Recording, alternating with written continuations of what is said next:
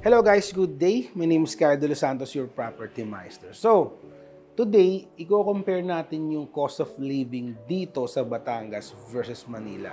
So, bibigyan ko kayo ng 7 reasons to live here in Lipa, Batangas City. Okay? So, tara. Okay, first reason guys, Batangas kasi guys, overall mas affordable yung living expenses dito. Overall expenses kasi compare sa Manila, Batangas is 30% na mas lower compare sa Manila. Second reason guys is in terms of childcare, yan mga education, sa Batangas kasi it can be 85% less compare sa educational cost at childcare sa Manila. Ayan. Third reason guys is in general provincial cities like Lipa, ayan, mas nag-o-offer kasi siya ng housing projects that's na 50% na cheaper than Metro Manila pero quality is the same, no, including rent and utilities. Number 4 guys is yung crime rate. Mas mababa ang crime rate dito sa Batangas and mas peaceful yung living. Kagaya ko, actually dito na ako nagre-reside ngayon sa Batangas and masasabi ko guys, ang babait ng tao dito. Yun lang, very accommodating, hospitality nandito, ang gagalang ng tao, mabait.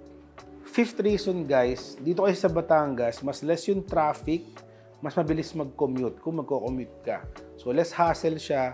Kahit ako, based on experience, dito na ako kasi naka-reside sa Batangas. Sobrang accessible niya. Compare sa Manila, mas less yung traffic. Dati rin akong tumira sa Manila. Manila to Manila lang, inaabot ka pa ng oras. Dito, pag napunta ko na Manila guys, almost 1 hour mahigit or less than an hour pa. So, 6th reason guys is yung strong local economy niya at saka yung job growth. Yung presence kasi ng mga major developments like yung Limatech, ayan, Limatech Center, yung mga industrial, commercial, and residential zones, nag-generate kasi siya ng mga tens of thousands of jobs na yun yung nagiging reason bakit yung Lipa naging economically vibrant. So, last reason guys is yung good schools and education. Ayan. Yung Lipa kasi, dito kasi sa Lipa, meron tayong mga several reputable educational institutions. Ayan, like, include na natin yung De La Salle, Lipa, Batangas State University, Claro M. Recto Campus, and more, not to mention yung mga nag-standout na high schools like Lipa City, Science Integrated National.